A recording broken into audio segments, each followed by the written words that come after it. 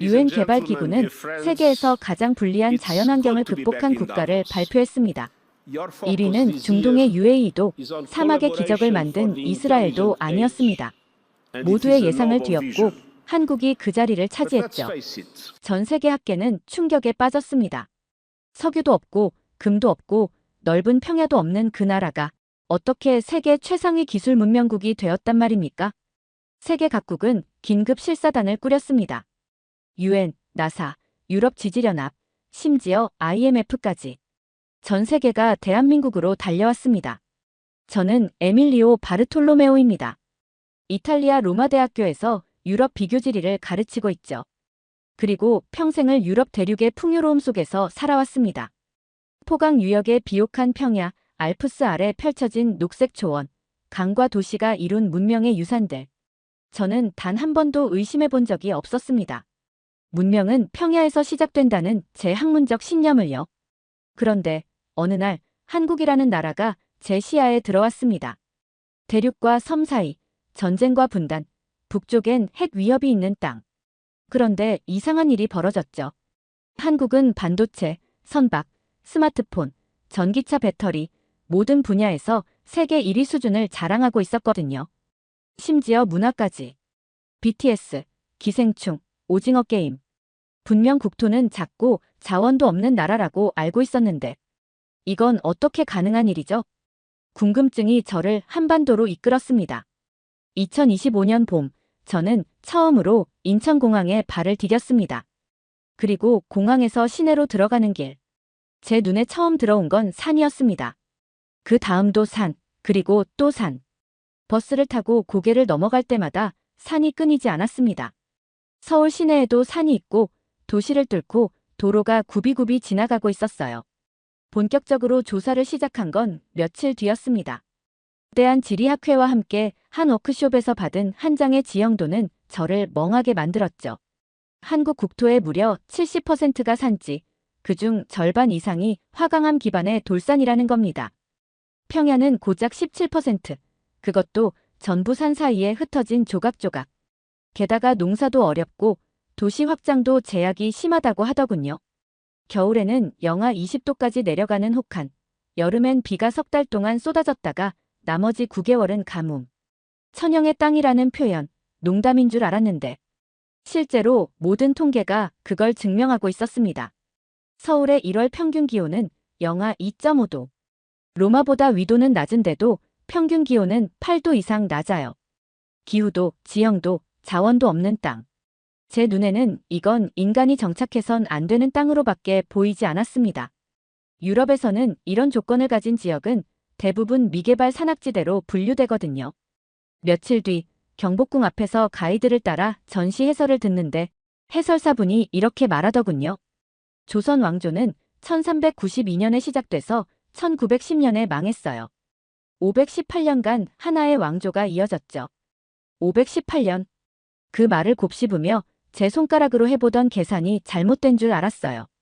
다시 물었죠. 조선이라는 나라 왕조가 518년을 유지했다고요? 가이드는 당연하다는 듯 고개를 끄덕였고 저는 입을 다물 수 없었습니다. 저는 로마 제국을 연구했습니다. 이탈리아의 통일 이전 수십 개 도시국가의 흥망도 잘 알고 있었어요. 프랑스의 카페 왕조는 341년, 영국 플랜테저넷 왕조는 331년, 중국 명나라는 276년, 청나라도 268년입니다. 그게 전부가 아니었어요. 조선보다 훨씬 앞선 왕조, 고구려, 백제, 신라, 그리고 고려까지 합치면 이 땅 위에 세워진 단일한 민족국가 체계가 2000년 이상 이어졌다는 사실이었습니다. 저는 지도와 지형도를 꺼냈습니다. 도저히 납득이 안 됐거든요. 어떻게 이 정도의 산악지형에서 국가가 붕괴되지 않고 500년 넘게 유지될 수 있지? 그건 세계사적으로 거의 기적에 가까운 일이었어요. 보통 국가란 전쟁과 기근, 반란과 내분으로 100년도 못 가 흔들립니다. 특히 국토가 척박할수록 더 빨리 무너지죠. 조선은 강한 제국의 속국도 아니었고 무기력하게 방치된 변방도 아니었어요. 자체적인 통치 체계와 교육제도, 법률 시스템을 갖추고 있었고 한글이라는 독자적 문자 체계까지 만들어낼 정도의 문화적 수준도 유지했다고 합니다. 한마디로 땅은 후졌는데 나라의 구조는 너무 체계적이었던 겁니다. 더 경악스러웠던 건 조선은 귀족의 반란보다는 지식인 계층과 관료제가 중심이었고 전쟁보다는 유교적 질서와 행정 효율성으로 나라를 다스렸다고 해요. 즉, 이 척박한 환경에서 폭력보다 절차를 먼저 세운 나라였던 거죠. 머릿속에선 혼란이 점점 커졌어요. 이탈리아 반도의 수많은 도시국가들은 왜 그렇게 싸웠을까? 유럽의 중세는 왜 그토록 길고 피비렸던가? 그런데 이 산악지형, 험준한 골짜기, 자연재해가 일상인 한국은 어떻게 그 모든 불리함 속에서 500년간 하나의 체제를 유지할 수 있었을까? 물론 완벽하진 않았겠죠. 기근도 있었고, 반란도 있었고, 왕조 말엔 일본의 침략도 있었으니까요. 하지만 그건 외부의 압력일 뿐, 내부 시스템이 그렇게 오래 버텼다는 것 자체가 신화에 가까운 일이었습니다. 어떻게? 라는 질문에 답을 찾기 위해 현장 조사를 시작하면서 더 깊은 충격 속으로 빠져들게 되었어요. 처음 방문한 곳은 전라남도였습니다. 서울의 도시적 풍경과 달리 여기는 산과 바다, 계곡과 마을이 엉켜있는 그야말로 원시 지형이 고스란히 살아있는 땅이었어요. 현지 안내자가 저를 데려간 곳은 구들장 논이라 불리는 곳이었습니다. 솔직히 말하면 처음엔 그게 뭔지도 몰랐어요. 산비탈에 옹기종기 붙어있는 밭들이 전부였고 언뜻 보면 계단식 논처럼 보였지만 가까이 가보자 전혀 달랐습니다. 논의 바닥이 전부 돌이었어요. 그것도 커다란 평판 모양의 돌, 마치 길바닥을 깔아놓은 듯한 정교한 돌판이 수백 개가 층층이 이어져 있었습니다. 안내자는 말했습니다. 이 지역은 물이 부족하고 땅이 모래와 돌밭이라 일반 농사는 불가능했어요. 그래서 선조들이 직접 산을 깎고 바위를 깨고 흙을 모아 만든 논입니다. 심지어 아래 논에서 쓴 물을 위로 다시 끌어올려 재사용했어요. 이건 농사도 아니고 토목공사도 아니고 거의 건축이자 생존 설계 수준이었죠. 게다가 이 모든 작업이 기계 하나 없이 사람의 손으로만 이루어졌다는 사실에 저는 말을 잃었어요. 불도저도 없던 시대, 이 돌덩이 땅을 일일이 깨고 다듬어 논을 만들었다는 겁니다. 순간 제 뇌리 속에서 라틴 평야, 메소포타미아 충적토, 중국의 황토 고원이 떠올랐습니다. 거긴 씨만 뿌려도 곡식이 자랐어요. 하지만 한국은 돌을 태우고 깨고 쪼개서 땅을 만들었죠. 심지어 일부 지역에선 바위를 불로 달군 후 찬물을 부어 열충격으로 깨뜨리는 방식까지 사용했다고 들었어요. 그 정도면 돌과의 전쟁 아닌가요? 제가 묻자 어느 한국 연구자가 웃으며 말했죠. 맞습니다. 한국인은 자연과 싸워야 했습니다. 하지만 그 싸움을 이긴 민족이에요. 생각해보면 그랬습니다. 이탈리아에서는 로마가 길을 깔았고 독일은 라인강을 따라 산업화가 일어났습니다. 모두 자연이 준 조건 위에 문명을 얹은 거였어요. 그런데 한국은 자연이 아무것도 주지 않았고 오히려 모든 것을 가로막았죠. 화강암. 딱딱하고 삭막하고 인간에겐 불편한 물질. 유럽에서 화강암은 대개 묘지석비나 성당 외벽처럼 무거운 의미와 함께 쓰이는 돌이었으니까요. 그런데 한국에 오고 나서 이 화강암이 그들의 일상 전체를 지배하고 있었다는 사실을 알아버렸습니다. 산이 많고 그 산이 대부분 화강암이라 논밭 만들기도 어렵다고 들었거든요. 그런데 이상하게도 한국인들 피부는 유독 맑고 깨끗하고 심지어 나이 든 분들도 치아가 건강해 보였습니다. 처음엔 그냥 유전자 차이라고 생각했죠. 하지만 그건 물 때문이었다는 걸 뒤늦게 알게 됐습니다. 한국 지하수는 세계 최고 수준이다. 이 문장을 처음 들었을 땐 생수 마케팅용 과장이겠거니 생각했죠. 하지만 국립환경과학원의 수질 데이터를 직접 확인하고 나서 진심으로 충격을 받았습니다. 화강암층을 통과한 지하수는 일반적인 충적층 지하수보다 탁월한 정수 효과를 지니고 있었습니다. 일종의 천연 여과기였죠. 이 과정에서 불순물은 걸러지고 대신 불소, 실리카, 칼슘, 마그네슘 같은 다양한 미네랄 성분이 녹아들게 됩니다. 특히 실리카는 피부 노화를 늦추고 탄력을 유지하는 데 중요하고 불소는 치아를 건강하게 유지시켜주는 핵심 성분이었어요. 그리고 그 농도는 유럽 여러 생수보다 오히려 더 높았습니다. 강원도 산간지방, 충북 단양, 경남 함양, 심지어 제주 화산 암층까지 직접 돌아다니며 지하수 샘물을 채취하고 현지인들과 인터뷰도 했습니다. 놀랍게도 이 물을 그냥 끓여 마신다는 사람들이 대부분이었어요. 정수기를 쓰지 않아도 된다는 거죠. 이탈리아의 생수 시장은 페라렐레, 산펠레그리노 같은 브랜드들이 장악하고 있죠.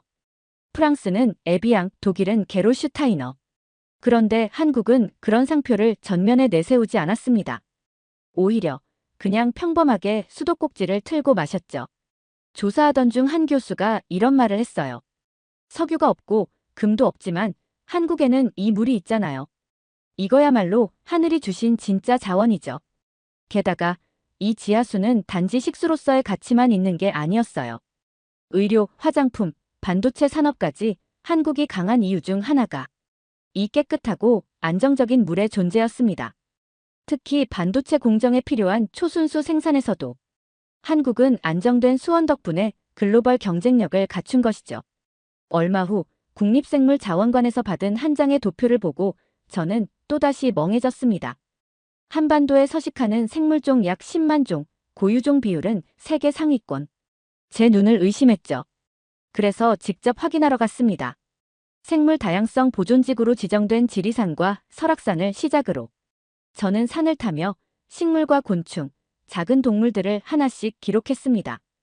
그때 깨달았어요. 한국의 산은 수직으로 압축된 세계였어요. 서울에서 차로 1시간 남짓만 이동하면 아열대성 식물이 자라고 그 산의 꼭대기엔 고산성 침엽수가 서리발을 맞으며 버티고 있었습니다. 유럽 대륙에서 이런 기후대를 경험하려면 수천 킬로미터는 이동해야 합니다. 이탈리아 남부에서 출발해 알프스를 넘어 독일까지 가야 하죠. 그런데 한국에선 산 하나만 오르면 다 볼 수 있었던 겁니다. 이걸 지리학에서는 수직 생물대라고 합니다.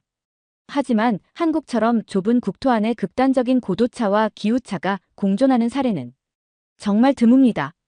그리고 그 안에 수만 종의 생물들이 각기 다른 방식으로 진화하며 살아가고 있었어요. 지리산 천왕봉에 올랐을 땐 기온이 영상 2도. 그런데 불과 40분 전 산 아래 주차장은 영상 22도였습니다. 그 20도 차이 속에서 고산식물, 저지대 낙엽수, 중간지대의 화렵수림까지 새 계절이 동시에 살아있더군요. 이탈리아에서 저는 넓은 평원과 완만한 기후를 가진 나라에 살았습니다. 정말 살기 좋죠. 하지만 그래서 변화가 적고 다양성도 한정적이었습니다. 그에 비해 한국은 자연이 끊임없이 실험하고 변화시키고 강하게 만든 땅이었어요. 놀라운 건 이런 다양성이 자연보호구역에만 있는 게 아니라는 점이에요.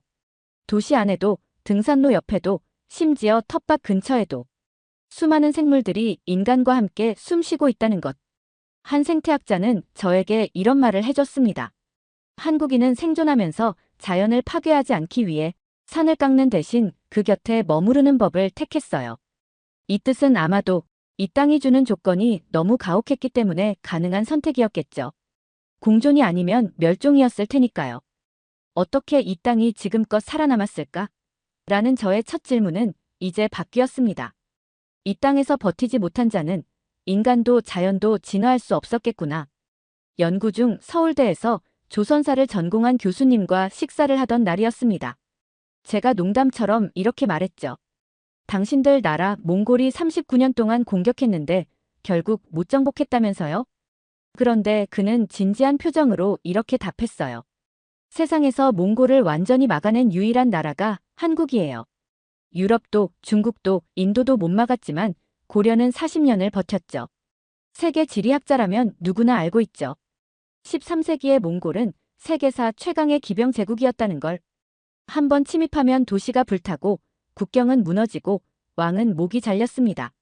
그런데 이 조그만 반도 하나가 39년간 맞서 싸우고 결국 완전한 정복을 막았다는 사실이 너무 신기했어요. 그래서 저는 책을 덮고 직접 그 전장을 밟기로 했습니다. 강화도, 해인사, 남한산성, 그리고 진주성까지. 서로 다른 시대와 위치의 장소였지만 이들의 공통점은 하나였습니다. 정복당하지 않은 저항의 공간이라는 점이었죠. 가장 먼저 찾은 곳은 강화도였습니다. 당시 몽골군은 유럽 전체를 초토화시킨 기병 제국이었지만 바다를 건너는데 익숙하지 않았고 섬의 고립성과 수로의 복잡함은 기동전의 강점을 무력화시켰습니다. 강화도는 그런 몽골의 약점을 정확히 찌르는 전략적 버티기의 요새였죠. 조선의 방어선, 남한산성과 북한산성도 올랐습니다. 그곳들은 아예 산을 무기로 만든 하나의 거대한 전쟁 시스템이었습니다. 성벽은 산등성이를 따라 이어지고 각 봉우리는 감시초소이자 화살과 총포가 날아오던 전장이었으며 산 아래 골짜기는 곡식과 무기가 숨겨진 병참기지였어요. 역사에는 전설처럼 들리지만 사실인 전쟁이 가끔 있습니다. 한국엔 그런 전투가 유난히 많다는 걸 저는 이 나라에 와서 처음 알았습니다. 그리고 그 전설은 하나같이 절망적인 조건에서 시작돼 기적 같은 결과로 끝나더군요. 평안남도 살수대첩. 지금은 접근이 어려워 직접 갈 순 없었지만 저는 관련 사료와 고구려 전쟁사 전문가들과의 인터뷰를 통해 그날의 흐름을 머릿속에 재구성할 수 있었어요. 612년 중국 수나라가 고구려를 정복하기 위해 동원한 병력은 무려 113만. 인류 역사상 유례없는 규모의 침공이었습니다. 심지어 병참선, 식량, 말, 대규모 병력이 수천 리를 넘어 도착했지만 결과는 충격적이었죠. 돌아간 병력은 단 2,700명, 즉 99.1%가 사라진 겁니다. 고구려의 장군 을지문덕은 적을 깊숙이 유인했고 청천강 상류에서 흐름을 막아두었다가 수군이 도강하려는 순간 물을 터뜨렸습니다. 결과는 대참사. 물길은 산 사이 계곡을 따라 쏟아졌고 말과 병사들은 혼란에 빠져 몰살당했죠. 당시 전투에서 중요한 건 병력수가 아니라 지형을 얼마나 전략적으로 활용했느냐였고 한국은 그 지형의 활용에 있어서 천재적인 본능을 지닌 민족이라는 걸 이 사건이 증명하고 있었어요. 그로부터 약 1000년 뒤, 이번엔 일본이 침략합니다. 1592년 임진왜란. 조총으로 무장한 일본군이 파죽지세로 한반도를 휩쓸었고 3개월 만에 한양과 평양이 함락됐습니다. 그때 등장한 건 정규군이 아닌 농민, 스님, 유생, 민중이었습니다. 무기를 가진 자들이 아니었고 계급도 없던 사람들이었죠. 하지만 그들은 하나같이 산을 잘 아는 자들이었습니다. 의병, 승병. 처음엔 듣기엔 낭만적인 표현처럼 들렸지만 실제로는 지형을 전술로 바꿔버리는 산속 전사들이었습니다. 그들이 싸운 방식은 단순했습니다. 산속에서 매복했다가 일본군이 지나갈 때 돌을 굴리고 화살을 퍼붓고 비가 오는 날엔 지느길로 유인해 무장한 병력을 흩어뜨리는 시기였죠. 저는 경상도의 의병활동지였던 문경세제를 걸으며 그 고개가 얼마나 좁고 깊은지를 직접 체험했습니다. 두 사람이 나란히 걷기도 벅찬 그 길을 수백 명의 일본군이 통과한다는 건 그 자체가 전술적 패착이었던 겁니다. 심지어 승병들은 더욱 놀라웠어요. 그들은 산속절에서 평생을 살아온 이들이었고 산의 길, 바위, 물줄기를 손바닥 보듯 꿰뚫고 있었습니다. 일본군이 조총을 쏘기 위해 줄을 서는 동안 승병들은 능선 너머에서 돌을 굴리고 협곡을 울리며 함성을 지르고 심리전까지 펼쳤다고 하더군요. 이 모든 걸 듣고 나서 저는 단 하나의 문장만 머릿속에 맴돌았습니다. 산을 아는 자가 이 전쟁을 지배했다. 그리고 또 하나. 한국의 전쟁은 단지 무력 충돌이 아니었다는 걸요. 그건 지형을 이해하고 생태를 통제하고 인간 심리를 꿰뚫는 싸움이었습니다. 다시 말해 전투라기보단 문명적 전술의 집약이었어요. 전 세계 어디에도 이런 방식의 전쟁 문화는 없습니다. 적이 총을 들면 여기선 계곡이 무기가 되고 바위가 방패가 되고 안개가 연막이 됩니다. 그건 단순한 방어가 아니라 자연을 무기로 만든 문명 수준의 대응이죠. 한국의 전쟁은 승리보다 생존에 가까웠고 그 생존이 결국 수백 년을 지켜냈습니다. 이탈리아에서 도시란 언제나 인간의 의지가 반영된 결과였습니다. 로마는 도로에서 시작했고 베네치아는 운하를 자르고 피렌체는 광장을 중심으로 퍼졌죠. 하지만 이곳의 도시는 인간이 자연을 정복한 결과물이 아니라 자연에 적응해 구성한 하나의 생존 구조였어요. 서울을 처음 봤을 때 그저 거대한 도시라고만 생각했습니다. 강이 있고 고층 빌딩이 있고 지하철이 촘촘한 흔한 동아시아 메가시티쯤으로 봤죠. 점점 더 깊이 들여다볼수록 서울이라는 도시는 지리와 타협하고 환경과 타고난 경계를 공유한 채 만들어진 기형적 걸작이라는 사실이 보이기 시작했어요. 서울은 중심부터 경계까지 수십 개의 산이 둘러싸고 있더군요. 북한산, 인왕산, 관악산, 남산, 아차산. 놀라웠던 건 이 산들이 단절이 아니라 연결을 만들어낸다는 점이었습니다. 일반적인 도시라면 높은 지형은 장애물이죠. 도로를 만들기도 어렵고 건물을 짓기도 힘드니까요. 서울은 달랐어요. 산과 산 사이 골짜기를 따라 도로가 깔리고 고개를 넘지 않고 터널을 뚫으며 도시를 관통했습니다. 이탈리아에서 도심 중앙에 이런 규모의 산을 놔두는 건 상상도 못할 일이에요. 부동산이고 개발 1순위니까요.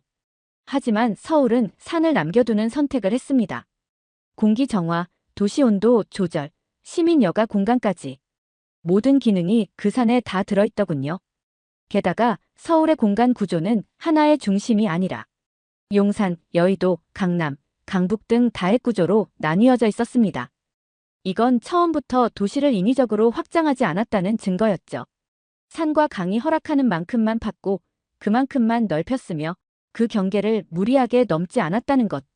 부산에 도착했을 땐 그 충격이 더 컸습니다. 이 도시는 지형에 갇혀 있었거든요. 영도대교, 광안대교, 남해고속도로. 부산의 도시 구조는 도저히 자연을 무시해서는 불가능한 모습이었고 그걸 가능하게 만든 건 자연을 꺾기보다 관통하는 기술과 철학이었어요. 게다가 이 도시는 지진과 홍수, 기후변화 같은 위기에도 놀라울 만큼 복원력이 강했습니다. 제가 도시지리 전문가에게 이런 질문을 던졌습니다. 한국은 왜 그렇게 산을 깎지 않고 도시를 만들었습니까?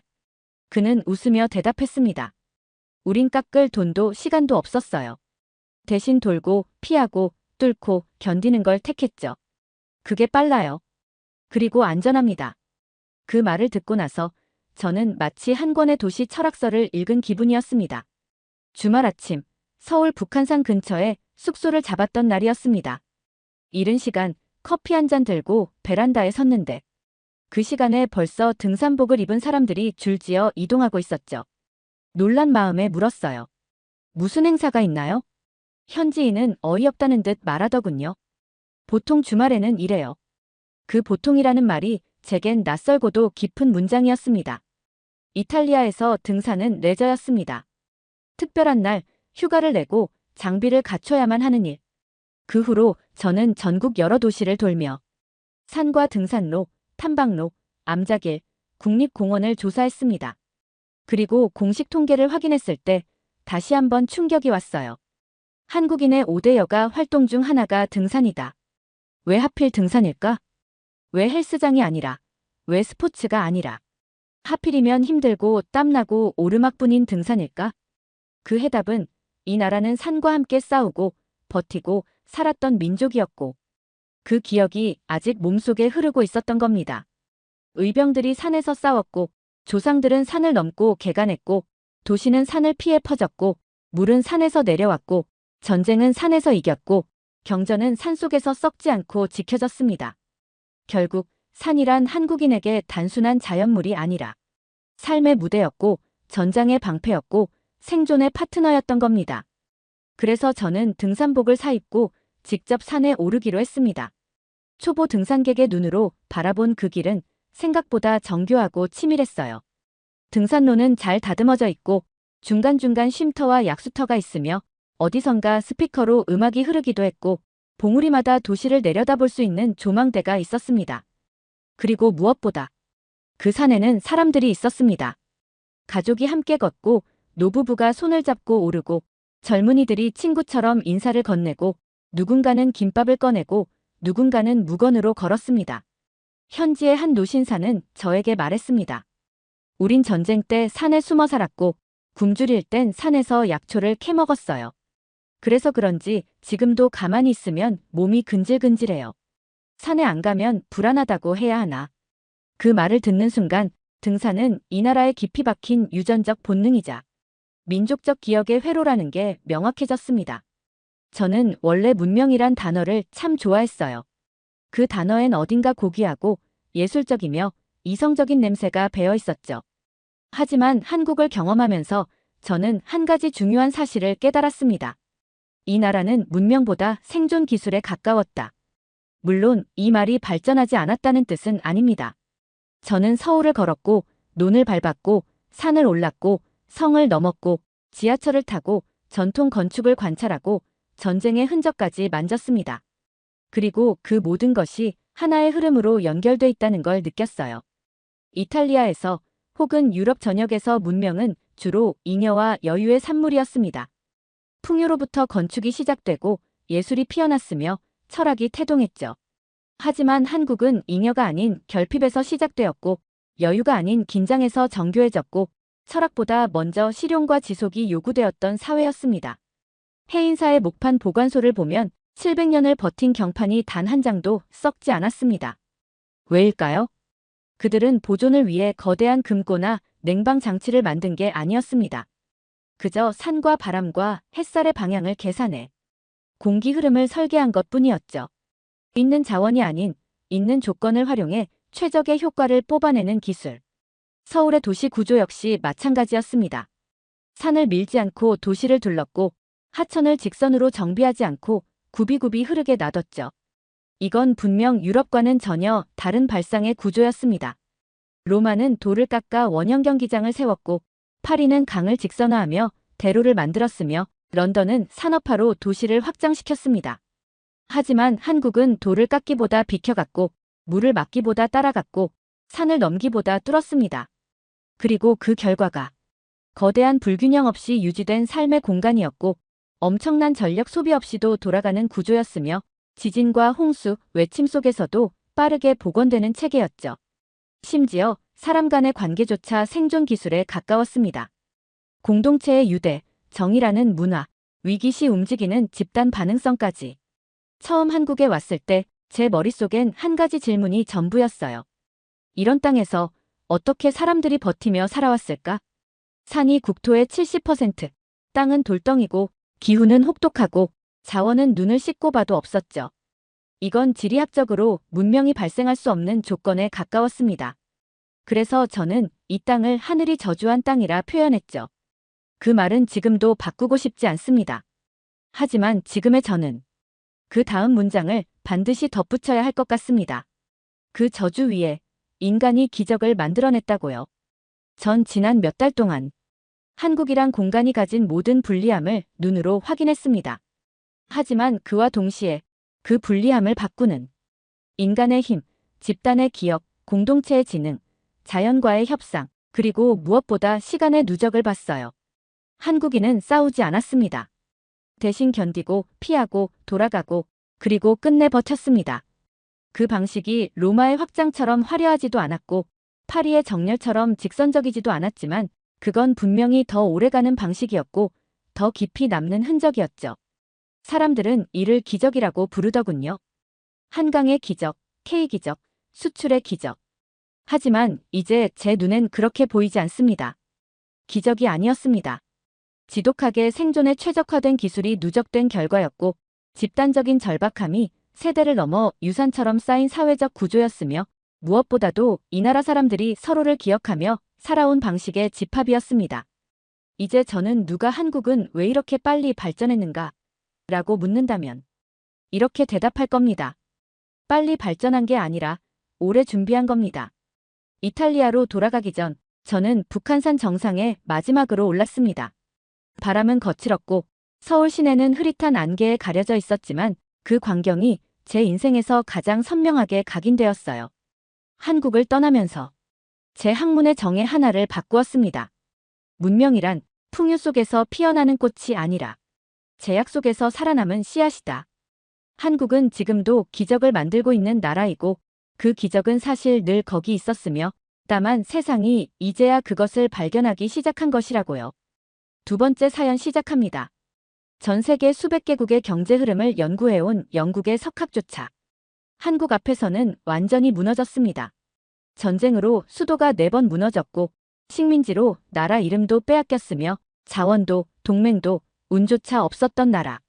모든 예측 모델에서 붕괴로 끝나야 했던 그 나라가 지금은 세계 경제 10위권, 기술 수출 강국, 전쟁과 팬데믹 속에서도 단 한 번도 무너지지 않은 기이한 생존 국가로 변해 있었습니다.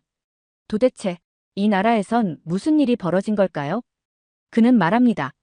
수치로도, 이론으로도, 구조로도 설명되지 않습니다. 한국은 국가가 아니라 전 세계가 앞으로 따라 쓰게 될 생존 설계도입니다. 대체 무슨 사연인지 오늘 사연 바로 시작하겠습니다.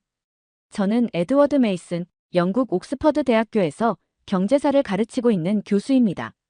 40년 가까이 유럽과 북미 중심의 성장 패턴을 연구해왔고 국가 시스템과 보건력에 대한 수많은 보고서를 작성해왔습니다. 늘 확신했죠. 국가의 운명은 구조와 자원, 제도로 결정된다. 그리고 그 공식에서 벗어나는 국가는 존재하지 않는다고 믿었습니다. 그런데 제 인생을 통째로 흔들어 놓은 나라가 하나 있었습니다. 한국. 처음에는 그냥 통계 오류인 줄 알았어요. 세계전쟁 2번, 분단, 내전, 자원 부족, 식민지 지배, 인구 고령화. 이 모든 조건을 다 갖춘 나라가 어떻게 G7 문턱까지 올라왔을까요? 세계은행 보고서에 따르면 한국은 2024년 기준 GDP 세계 10위, 1인당 수출 세계 6위, 반도체 생산 세계 1위입니다. 심지어 방산 수출도 프랑스, 독일과 어깨를 나란히 하더군요. 도대체 이게 가능한 구조입니까? 직접 확인해 보기로 했습니다. 옥스퍼드 모형에 한국의 과거 데이터를 넣고 돌려봤습니다. 전쟁 이후 20년간의 인프라 붕괴 수치, 70년대 유류 파동 피해율, 90년대 후반 외환위기 수치, 심지어 북한과의 군사적 리스크까지 다 반영했는데요. 결과는 늘 똑같았습니다. 경제 붕괴, 부채 과잉, 회복 불가능. 그런데 한국은 매번 그 예측을 비웃듯 반대로만 움직였습니다. 예컨대 외환위기 직후 대부분의 나라가 10년 이상 회복에 걸리는 반면 한국은 단 3년 만에 IT 산업을 중심으로 반등했어요. 2023년에는 삼성과 SK하이닉스, 한화에어로스페이스가 미국 국방조달 시장의 핵심 공급자가 되기도 했고요. 이건 분명히 경제학 교과서로 설명할 수 없는 일이었습니다. 한국을 직접 보지 않고는 이 논문을 완성할 수 없다고 판단했습니다. 그렇게 무작정 비행기 티켓을 끊고 서울로 향하게 된 겁니다. 공항에 도착했을 때의 첫 인상은 낯설도록 정돈된 나라였어요. 지하철은 단 30초 단위로 운행됐고 공공화장실에는 비데가 있었으며 카페에선 개인의 취향을 반영한 커스터마이징이 일상처럼 자리 잡고 있었죠. 이 나라가 불과 70년 전 세계 최빈국 중 하나였다는 사실이 실감나지 않았습니다. 호텔에 짐을 풀고 도심을 걷기 시작했습니다. 그때였어요. 현지 가이드를 통해 한 흥미로운 장소를 알게 됐습니다. 서울 한복판, 청계천 복개도로 아래. 거긴 과거 수백 명이 모여 살던 판잣집이 있었던 자리였다고 합니다. 그곳의 전후 사진을 보며 멍해졌습니다. 하천 위에 지붕이 얹히고 철길 옆에 아이들이 뛰어다니던 그 풍경은 제가 학창시절에 본 동남아 빈민촌보다도 훨씬 더 처절했어요. 하지만 현재 그곳은 생태공원이었고 그 위에는 전 세계에서 유명한 대기업들의 본사가 우뚝 서 있었습니다. 불과 반세기 전의 절망이 지금은 경제의 심장부가 된 겁니다. 이 나라, 우리가 예상한 대로 흘러가지 않았구나. 가장 충격적이었던 건 그들의 성장은 운도, 원조도 아닌 의식된 선택의 연속이었다는 점입니다. 분노가 아니라 설계, 굴욕이 아니라 투자의 방향으로 반응했어요. 우리는 아직 아무것도 이룬 게 없어요. 한 70대 택시기사분이 하신 말씀입니다. 그분은 6.25 때 부모님을 잃고 중학생 때 포항제철 공사장 인부로 일했답니다. 그런데도 그분의 입에서 자랑이 아닌 경계가 먼저 나왔어요. 그건 성공한 국가가 절대로 자만하지 않는 이례적인 모습이었습니다. 다음 날 아침, 첫 공식 일정으로 국립현충원과 전쟁기념관을 찾았습니다. 한국의 산업화가 어디서부터 시작됐는지를 이해하려면 그 이전에 이 나라가 무엇을 이뤘는지를 먼저 알아야 했기 때문이죠. 그곳에서 잊을 수 없는 광경을 보게 됐습니다. 수천 개의 묘비와 유해암, 그리고 유리관 속에 보존된 군화 한 짝, 포탄 자국이 남은 철모와 찢긴 군복. 설명하던 해설사가 조용히 말했습니다. 저 군화, 주인 이름도 모릅니다. 신고 나간 뒤 돌아오지 못했어요. 이런 나라가 어떻게 경제를 논할 수 있었을까? 전쟁으로 서울은 4번이나 점령당했고 국토의 80%가 파괴됐으며 산업시설은 전멸했습니다. 제 고향인 영국이 겪은 2차 세계대전보다 더 치명적인 파괴였죠. 게다가 이 나라는 승리국이 아니었습니다. 그저 멈춘 상태에서 간신히 살아남은 휴전국이었어요. 그런데도 한국은 다시 시작했습니다. 그 시작은 공장도 기술도 아닌 사비였습니다. 서울 동대문 근처를 걸으며 오래된 골목을 지나는데 할머니 한 분이 작게 운영하는 찹쌀떡 가게 앞에서 사진 한 장이 눈에 들어왔어요. 1953년 전쟁 직후의 그 골목이었습니다. 흙탕물 속에서도 사람들이 좌판을 펼치고 무언가를 팔고 있더군요. 비닐도 없이 젖은 종이에 떡을 싸고 그걸 전기 없는 거리에서 팔았어요. 이건 경제가 아니라 생존의 사투였다. 그리고 그 생존이 반복되며 어느 순간 경제가 되어 있던 겁니다. 이후 보훈처에 등록된 생존 참전용사 한 분을 직접 만날 수 있었습니다. 그는 1936년생. 전쟁 당시 15살 소년이었고 통신병으로 군에 투입됐다고 했습니다. 산속에서 살았어요.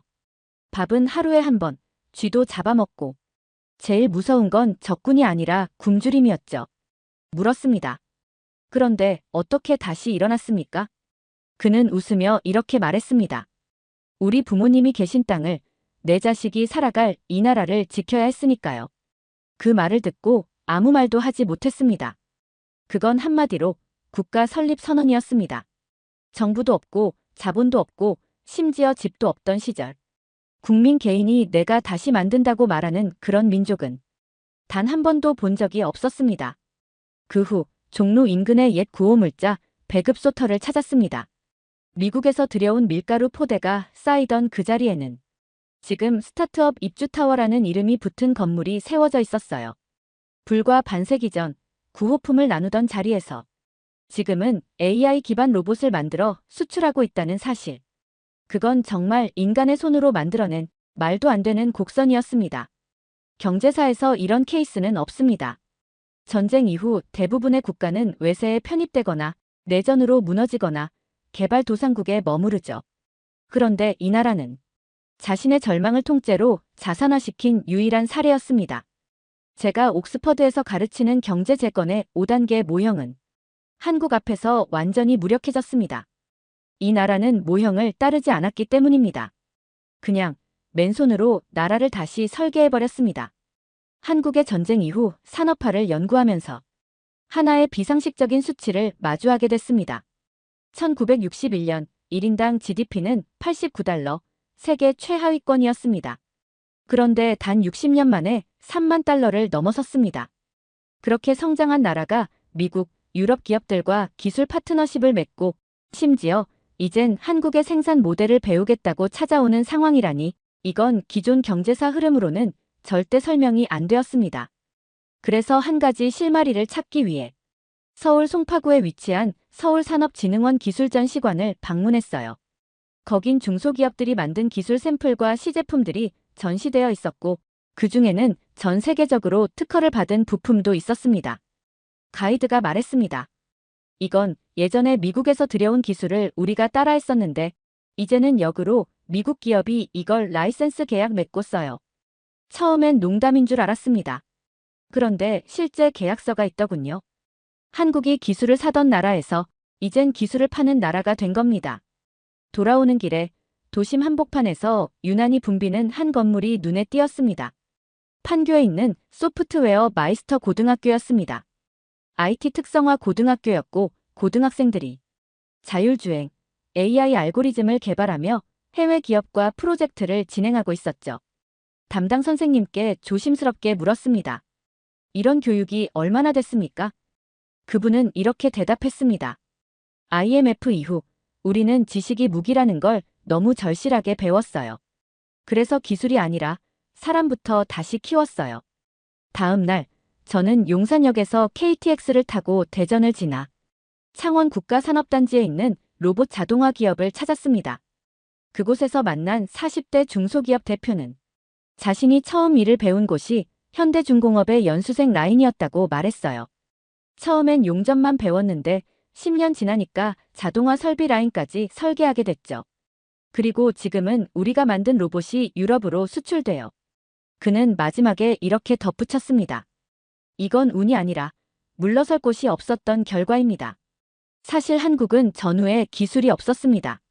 기계도 설비도 설계도 없었죠. 하지만 포기할 수 없는 과거가 있었고 맡겨야 할 미래가 있었기에 그들은 기술을 암기한 게 아니라 체화된 방식으로 기술을 소화했습니다. 실제로 산업연구원에서 받은 보고서에 따르면 한국은 기술 이전을 받은 후 가장 빠르게 자체 기술화한 국가 1위였습니다. 기존엔 일본, 미국, 유럽 모델을 그대로 베끼는 나라였지만 지금은 한국식 시스템을 수입하려는 동남아, 중동 국가들이 줄을 서 있습니다. 이건 역전이 아니라 존재 자체의 전환이었습니다.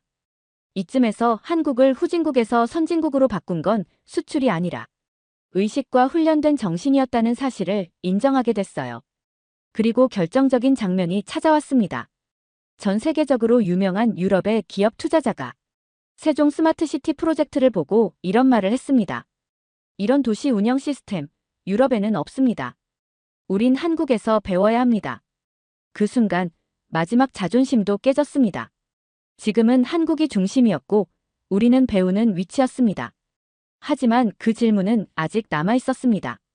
대체 이 나라는 어떻게 그렇게 자주 무너지고도 그때마다 더 강하게 돌아올 수 있었을까? 저는 IMF 외환위기라는 단어를 한때 단순한 신흥국 경제위기 사례 정도로만 여겼습니다. 1997년의 아시아 금융위기는 분명 거대한 충격이었죠. 하지만 한국은 그 중에서도 가장 빠르게 회복한 나라였습니다. 도대체 어떻게 그게 가능했을까요? 서울 여의도의 예산업은행 본점 자리에서 당시 구조조정 실무에 참여했던 한 은퇴 관료를 만나게 됐습니다. 그분은 정장을 입은 노인이었고 손에는 아직도 당시 회의록이 담긴 노트를 들고 계셨습니다. 외국 자본이 몰려들었죠. 환율은 곤두박질 쳤고 은행은 줄도산 직전이었습니다. 그의 목소리는 담담했지만 그때의 공포는 그대로 남아있었습니다. 그런데 이상했어요. 정부보다 먼저 움직인 건 국민이었거든요. 바로 그 유명한 금모으기 운동 이야기였습니다. 당시 기록을 조사하기 위해 대한민국 역사박물관으로 향했습니다. 거기엔 유리관 속에 보관된 결혼예물, 금반지, 금메달이 전시돼 있었습니다. 나라가 어려울 때 썼으면 좋겠습니다라는 메모와 함께요. 그건 기부가 아니었어요. 국가를 구조하겠다는 집단 선언이었습니다. 경제학에서 위기 대응은 보통 정부 재정, 금리 정책, 외국 차관 유치 등을 중심으로 분석합니다. 그런데 한국은 국민이 정부보다 먼저 구조에 나선 유일한 국가였습니다. 그 이후에도 놀라운 일은 계속 벌어졌습니다. 대기업들이 대규모 구조조정을 단행하면서도 단순히 줄이는 게 아니라 재편을 선택한 것이었죠. 현대자동차는 미국과 유럽으로 수출 전략을 바꿨고 삼성은 반도체와 모바일에 전면 집중하기 시작했습니다. 기존 제조업 기반을 무너뜨리는 대신 그걸 바탕으로 신산업을 빠르게 조립한 겁니다. 창원에 위치한 한 자동차 부품 회사 대표는 이렇게 말했습니다. 우린 망한 게 아니라 다시 조립 중이었어요. 위기는 그냥 껍데기를 갈아엎는 시간이지 뿌리는 안 흔들려요. 그 말이 뇌리에 깊이 박혔습니다. 유럽과 미국은 실패를 손실로 처리합니다. 하지만 한국은 실패를 해체하고 남은 것을 다시 써서 다른 무언가를 만듭니다. 이 나라는 항상 그런 식으로 버텨왔고 매번 그 다시 조립된 것이 세계 시장을 놀라게 했죠. 그 대표적인 예가 바로 벤처 1세대의 부활이었습니다. 1997년에 무너졌던 수많은 중소기업들이 2005년부터 AI, 반도체, 게임, 콘텐츠 산업으로 다시 살아났어요. 판교 테크노밸리를 걸으며 이런 생각을 했습니다. 이 나라는 무너진다 해도 그 무너진 잔해 위에 다음 산업을 세운다. 그러니까 실패가 곧 재료가 되는 나라다. 경제사에서 회복은 늘 어렵고 느린 개념이지만 한국은 그걸 재구성의 기회로 받아들였던 겁니다. 마지막으로 당시 은퇴한 산업은행 실무자에게 이런 질문을 했습니다. 그때 진짜로 무서웠던 건 뭐였습니까? 그는 아주 짧게 대답했습니다. 국민이 등을 돌릴까 봐요. 그런데 그들은 등을 돌리기는커녕 정부보다 먼저 뛰어들었죠. 그 말을 듣고 한참 동안 아무 말도 하지 못했습니다. 이 나라 국민들은 정말 포기하는 법을 모르는 사람들이었습니다. 이제 확신하게 됐습니다. 한국이 살아남은 건 제도나 정책 혹은 기술 때문이 아니었습니다. 이 나라는 사람들 자체가 시스템이었습니다. 국민이라는 단어를 단지 행정적 용어로 쓰지 않는 유일한 나라. 바로 한국이었어요. 그 확신은 한강변에서 우연히 만난 노년 봉사자들로부터 시작됐습니다. 토요일 아침, 서울 반포 한강공원. 그날은 미세먼지도 없고 맑은 날씨였는데 그늘진 벤치 아래서 70대 어르신 세 분이 길고 쓰레기를 정리하고 계셨습니다. 그분들은 은퇴한 교사, 전직 버스 기사, 공장 관리직 출신이었습니다. 조심스럽게 물었습니다. 지금은 다 은퇴하셨는데 굳이 이런 활동까지 하실 이유가? 그분들 중 한 명이 대답하셨어요. 나이 먹었다고 놀면 뭐해요? 남은 인생이라도 거들어야죠. 이분들은 자신을 퇴직자가 아닌 국가 구조의 일부로 여기는 사람들이었습니다. 유럽에서 연구하며 보아온 국민 개념은 대개 권리의 단위였습니다. 하지만 여기선 국민이 기둥이자 방어막이자 동력원이었습니다. 그날 오후 서울 도심을 걸었습니다. 평범한 슈퍼 아저씨는 쓰러진 쓰레기통을 다시 일으켜 세우고 있었고 아파트 경비원은 바닥에 떨어진 전단지를 주워 담고 있었어요. 그 누구도 이건 내 일이 아니다라는 말을 하지 않았습니다. 가장 감동적인 순간은 그날 밤 찾아왔습니다. 종강역 근처의 작은 순댓국집, 70대로 보이는 주인 아주머니와 한국의 과거와 미래에 대해 대화를 나누던 중 그분이 이런 말을 하셨어요. 우린 맨날 무너졌죠. 무너지면 다시 싸는 거예요. 우린 그걸 배웠어요. 그게 우리나라 방식이에요. 그 짧은 말 안에 이 나라의 모든 구조가 담겨 있었습니다. 건축이 아니라 인격, 시스템이 아니라 태도. 한국은 국민의 성격이 곧 국가의 체질이 되는 나라였습니다. 이쯤 되니 학문적 기준이 의미 없어지기 시작했어요. 보고서, 데이터, 차트는 있었지만 그 안에는 이 사람들이 없었거든요. 그리고 그것이 한국을 이해하지 못했던 근본 원인이었습니다. 그러니까 한국이 무너지지 않는 진짜 이유는 성장률도 기술도 아닌 자기 일처럼 움직이는 국민들 덕분이었던 거죠. 한 어르신이 해주신 말이 아직도 귀에 맴돕니다. 나라가 사람을 지키는 게 아니에요. 사람이 나라를 지키는 거죠. 우린 그걸 몸으로 배웠거든요. 그 말을 잊을 수 없습니다. 그리고 이제는 저 역시 그렇게 믿고 싶습니다. 한국이라는 나라의 진짜 비밀은 헌법이 아니라 사람들 속에 있었습니다. 며칠 뒤 경의선 열차를 타고 임진강역에 도착했습니다. 비무장지대, 일명 DMZ. 지도 위에선 남과 북을 가르는 얇은 선이지만 현장에 서보면 그건 심장이 뚫리는 느낌의 절단면이었죠. 철조망 너머로는 논과 산이 보였고 그 뒤로는 아무 기척도 없었습니다. 말 그대로 숨쉬지 않는 땅이었어요. 가이드가 말했습니다. 북쪽에서 보이는 저 산 너머 군부대가 있습니다. 우리 병사들은 매일 저곳을 보며 생활합니다. 이런 지역에서 살아가는 국민들이 어떻게 일상을 유지할 수 있는지 이해가 되지 않았어요. 다음 날 서울로 돌아와 용산 국방컨벤션센터에서 예비역 장성 출신의 안보교육 강연을 들을 수 있었는데요. 그분의 한마디가 아직도 잊히지 않습니다. 우리는 평화를 준비하지 않습니다. 전쟁이 지금 일어날 수 있다는 가정으로 모든 걸 설계합니다. 전쟁 가능성이 아니라 전쟁 전제. 이건 저처럼 유럽형 안보이론만 배운 사람에겐 정말 충격적인 말이었습니다. 한국에서 18세 이상 남성은 모두 병역 의무를 집니다. 그리고 예비군 훈련은 퇴역 후에도 8년간 이어지죠. 훈련장에서 퇴직한 회사원, 자영업자, 대학원생이 같은 군복을 입고 사격 훈련을 받는 모습을 봤습니다. 지금 이 시간에도 전국에서 수만 명이 훈련 중입니다. 군 관계자의 말에 절로 고개를 끄덕였어요. 이 나라는 단 한 번도 방심하지 않았습니다. 심지어 행정 시스템도 철저했습니다. 제가 머문 숙소에는 대피 안내도가 붙어 있었고 재난 문자 시스템은 한국어, 영어, 중국어로 실시간 송출됐습니다. 그리고 가장 놀라운 건 서울 한복판 지하철역이 전시 대피소 역할까지 한다는 사실이었죠. 그렇다면 왜 이렇게까지 하느냐고요? 답은 아주 간단했습니다. 분단은 그들에게 지정학이 아니라 삶의 조건이었기 때문입니다. 그날 밤 이상 가족 증언 자료를 읽었습니다. 형을 두고 내려온 여동생, 기차에서 부모를 놓치고 영영 연락이 끊긴 아이, 그리고 북한의 아들을 남기고 남한에 정착한 어머니의 편지. 내가 다시 너를 안을 수 없다면 나는 살아도 사는 게 아니다. 그 한 줄에 저는 말문이 막혔습니다. 분단은 슬픔이었고 상처였고 무엇보다 절대 끝나지 않는 감정의 터널이었습니다. 하지만 놀라운 건 이 나라 국민들은 그 고통을 결속력으로 바꿨다는 사실입니다. 분단이 있었기에 국가 안보가 강화됐고, 분단이 있었기에 공동체 구조가 더 단단해졌으며, 분단이 있었기에 국민 개개인의 책임감이 내면화됐습니다.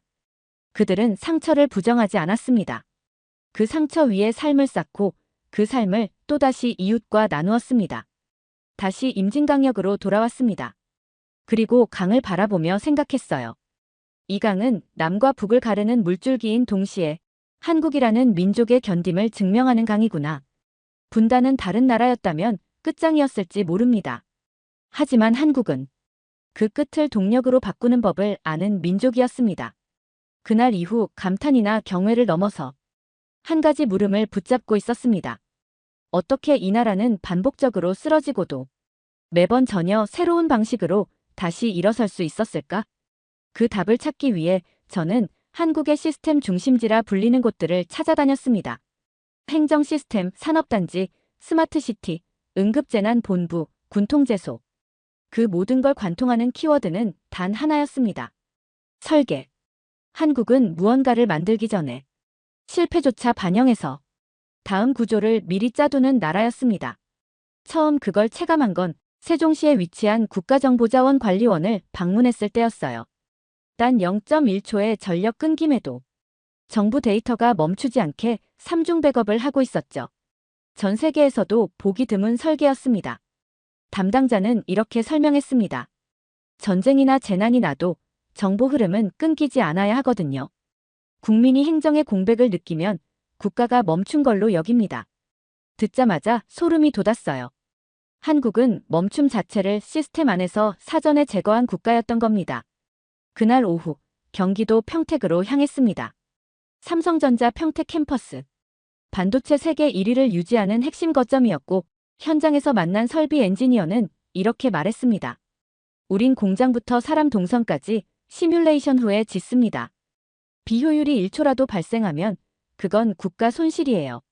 그는 회로 하나가 망가지면 1시간 내 복구가 아니라 망가지는 상황 자체가 발생하지 않게 하는 게 목표라고 했어요. 한국의 반도체가 강한 이유는 기술보다 공정 설계에 있었던 거죠. 이 나라 사람들은 공장이든 도시든 어떻게 돌아가야 하는가를 사전에 머릿속에 완성하고 나서야 현실화합니다. 심지어 시민사회조차 그랬습니다. 제가 방문한 서울 강남의 한 대형 병원에서는 코로나 시기 확진자 발생 시뮬레이션을 주 단위로 반복했고 응급실에는 과밀시 자동 대피 시나리오가 운영 중이었죠. 가장 놀라운 건 이 모든 설계를 움직이는 이들이 국가가 아니라 국민 스스로였다는 점입니다. 판교의 한 스타트업 대표는 정부 지원 없이 자체 기술로 해외 조달 시장에 진출해 있었습니다. 그에게 물었습니다. 이 모든 걸 스스로 설계했다고요? 그는 이렇게 말했어요. 우리에겐 원래 설계도가 없었잖아요. 그래서 우리가 직접 만들기 시작한 거죠. 어릴 때부터 그렇게 배웠어요. 없으면 만든다는 걸요. 어느 부문 하나만 특별한 게 아니었습니다.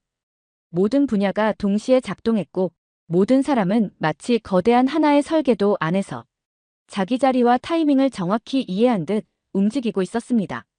문득 유럽이 왜 더딘 회복력을 보이는지 깨달았습니다.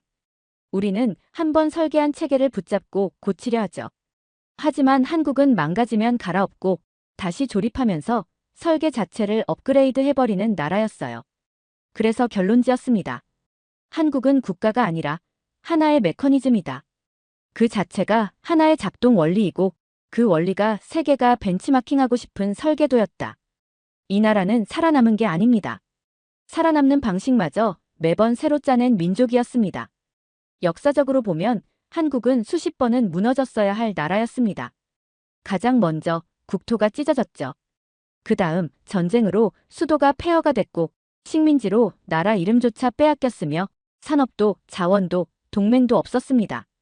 IMF 외환위기, 글로벌 금융위기, 팬데믹, 무역 압박. 이 정도의 충격파를 겪은 국가는 대개 다시 일어나지 못합니다. 그런데 이 나라는 매번 다시라는 말을 아무렇지 않게 꺼내왔습니다. 다시 시작하자. 다시 세우자. 다시 만들어보자. 그 다시라는 단어에 담긴 집단의지는 어떤 계획서보다 정교했고 어떤 강대국보다 단단했습니다. 마지막으로 한국에서 만났던 한 73세 어르신의 말을 떠올렸습니다. 그분은 자신을 그저 공장에서 30년 일했던 사람이라고 소개했죠.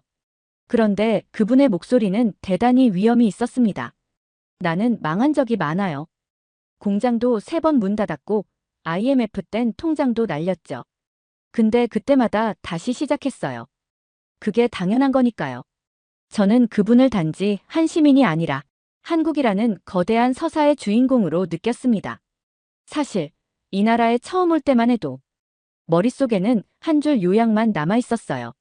전쟁, 분단, 수출, 반도체. 하지만 지금은 그 어떤 숫자나 그래프보다 사람들의 얼굴이 떠오릅니다. 전선을 끌어내던 기사, 떡을 말던 아주머니, 사격 훈련을 마친 예비군, 쓰러진 이웃을 업고 간 자영업자, 금반지를 풀어 국가에 맡긴 수백만의 국민들. 그들은 망가진 역사 위에 인간의 존엄과 근성을 증명한 사람들이었습니다. 그리고 무엇보다 그들은 모든 조건이 끝을 향해 있을 때도 절대로 멈추지 않았습니다. 전쟁으로도 분단으로도 외환위기로도 멈추지 않았습니다. 그들은 짓밟혔고 끝났어야 했습니다. 그런데 오히려 더 단단해졌습니다. 이 나라가 만든 건 경제 기적이 아닙니다. 전 세계가 무너질 때 배우게 될 살아남는 공식을 만들어낸 겁니다. 영국으로 돌아가는 길, 최종 보고서의 제목을 이렇게 적었습니다. 한국은 국가가 아니다. 살아있는 복원 알고리즘이며 그 알고리즘은 사람들로 구성되어 있다. 전쟁, 분단, 가난, 외환위기, 고립. 누구나 주저앉을 수밖에 없는 조건 속에서 한국은 단 한 번도 멈춘 적이 없었습니다. 그리고 그 힘은 국가가 아니라 국민에게서 나왔습니다. 만약 누군가 제게 다시 묻는다면 이렇게 말할 겁니다. 왜 한국인가? 저는 말할 수 있습니다. 한국은 망한 적이 없습니다. 그들은 매번 준비하고 있었고 우리는 그 사실을 너무 늦게 알아버렸습니다. 이제 한국을 연구의 대상이 아니라 존경과 배움의 대상으로 바라보게 되었습니다. 그리고 기회가 된다면 언젠가 다시 그 땅을 밟고 이 이야기를 계속 써내려가고 싶습니다. 정말 감사합니다. 당신들은 학문보다 훨씬 강한 진실을 보여주셨습니다. 이 생애에 당신들을 만날 수 있어서 영광이었습니다. 영상 일부는 무료 영상 소스를 활용했으며 편집 및 내용 구성은 감동탐험이 직접 진행했습니다. 사연 이야기가 좋았다면 구독과 댓글로 남겨주세요. 더 재미있는 사연으로 돌아오겠습니다. 이상 감동탐험이었습니다.